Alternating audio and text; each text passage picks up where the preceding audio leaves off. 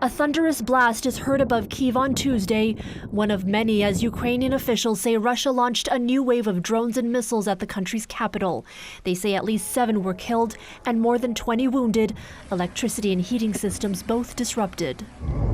Underground, residents took shelter overnight to wait out the attacks, some with tents, others with chairs and inflatable mattresses.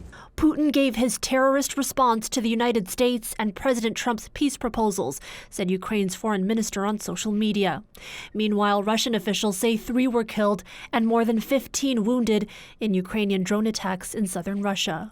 All this as U.S. Army Secretary Dan Driscoll reportedly held talks with Russian officials in Abu Dhabi Monday and Tuesday on a possible peace plan for ending the war in Ukraine. It comes after U.S. and Ukrainian leaders negotiated and made amendments to the Trump administration's original 28-point proposal in Geneva over the weekend. I think we're getting very close to a deal. We'll find out. Trump speaking briefly about the negotiations during the traditional Thanksgiving turkey pardoning ceremony at the White House.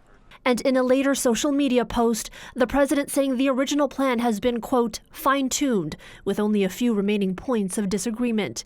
He added that his special envoy, Steve Witkoff, will be meeting with Russian President Vladimir Putin, and his army secretary will be meeting with Ukrainian officials. I look forward to hopefully meeting with President Zelensky and President Putin soon, but only when the deal to end this war is final or in its final stages, he said.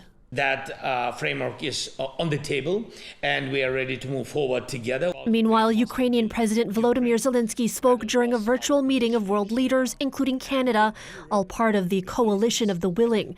Part of the discussions included using frozen Russian assets to help Ukraine.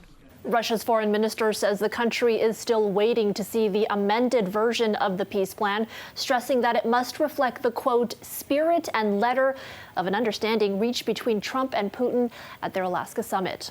For City News, I'm Erica Natividad.